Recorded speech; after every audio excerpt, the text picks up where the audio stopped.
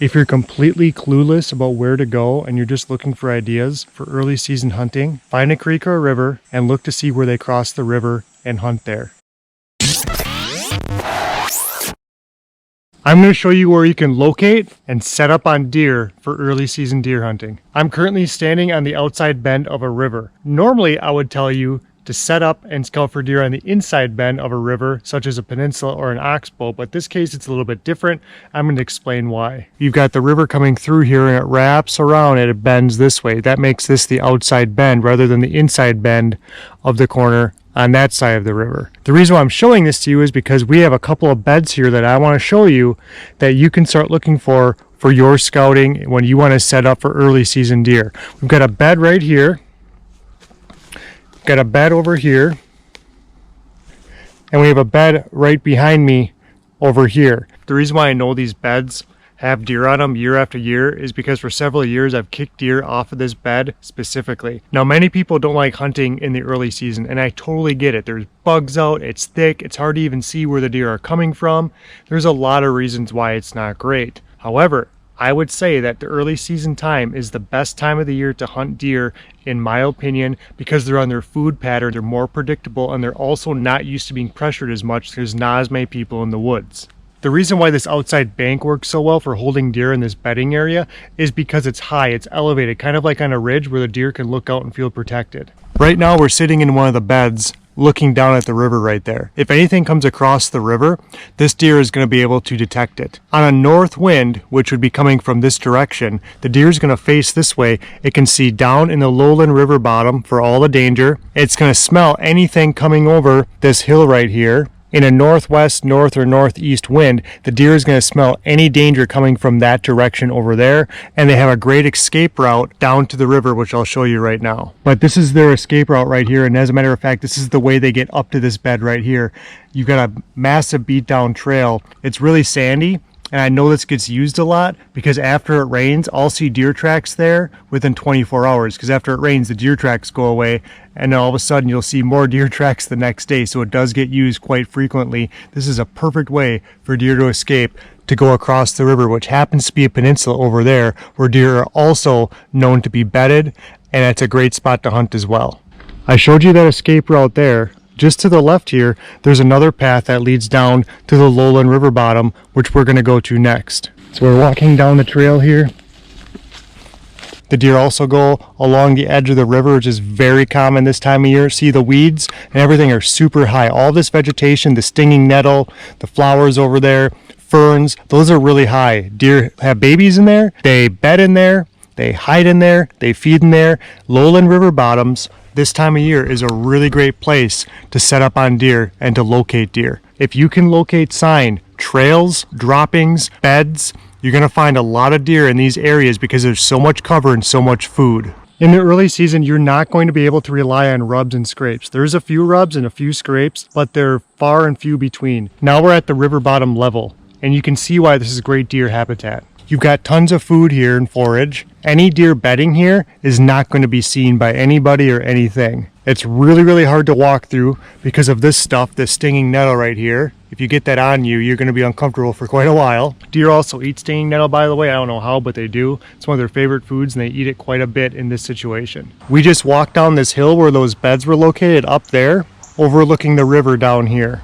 So when the deer comes down from the bed, it's going to walk this trail. Trail continues out.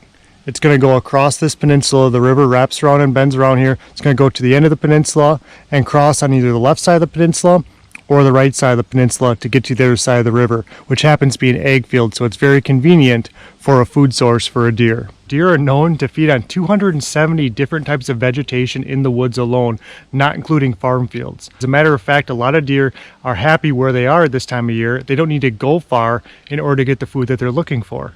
Now, once the leaves fall from the trees right there and all of this goes away, this is going to be like a desert basically. Deer might go through here during the rut. They may sneak through here at night or very early in the morning if they're not pressured. But they're not going to go through here during the daylight most likely. In my opinion, you need to find a river or a creek. You want to look for vegetation, stinging nettle, ferns, lowland, river bottom vegetation just like this. So after you found a river and you found great vegetation like this, which is going to be found all over river bottoms, you need to start looking for deer beds on the ends of peninsulas or up there like I just shared with you on the outside corner on the top of a ridge where deer can look down and have a great vantage point. That's an excellent starting point to look for deer early season. So let's say hypothetically that you're not able to find beds or good outside corners or good peninsulas on public land, or you can find a really good river on public land but it's not showing a lot of deer sign. Like, what do you look for? Where do you actually go to find deer sign if you can't find beds and other sign? You need to look for deer crossings in the river. Very obvious to find. A little kid could find this. Anybody who can see where deer cross the rivers. It's super, super easy to do. Let me show you. So right now I'm walking a trail next to a creek where there's a pretty heavy crossing. You can tell the trail gets used a lot because there's droppings right in the middle of it. That's very common. You can tell that something walks here frequently. That's a good way of knowing. So we're approaching the area I want to show you now with the crossings where you can locate where deer are and they move frequently. Look at this. This is an obvious crossing that's used all the time. What do I mean by all the time? Probably at least once a day by at least a deer or two. You can see where they go down to this creek here. Out there on that little sandbar, you can see that there are a lot of tracks. We had a lot of rain here a couple days ago, which probably completely eliminated all the tracks that were there. So those were just the tracks made within the last 24 hours, which is quite a few. More importantly than the tracks, it's where they're leading to. And you can see right up there, it's well defined where they're going up on that bank, and that's up to you to set up somewhere on the other side of that. Now you can hunt beds, you can hunt trails, it's completely up to you, but if you can find both, good bedding with trails, you know where they're coming to and from, that's ideal. Now what I used to do when I started hunting, and I still do sometimes, especially early season, is I set up on a trail like this on a tree right next to the riverbank. For example, I'm standing on the trail right here where the deer come up the bank. I might go up this tree right here and hunt. That's a really good spot because you're probably going to see something at some point if you sit there, or you set up on this tree over here. It's really up to you. Or you can walk across and set up on any number of trees back over that way as long as you get a clear shot. But once you get in this stuff, it's hard to find a clear shot. So setting up on a tree on a transition like this creek here, just to the back there, is probably a really good idea, at least to get you started. Then what's going to happen is you're going to start acquiring all of these different places where you're used to seeing deer at different times of the year. If you're a deer hunter that hunts in the same type of environment, early season, mid-season, rut, late season, that kind of thing, you're probably not seeing a lot of deer consistently throughout the year because deer change habitats throughout the year as the weather changes. For early season hunting, these are ideal places to at least get started and find deer, build up your repertoire, save these places, pin them on Onyx or whatever you use to save your data, and start building this stuff up.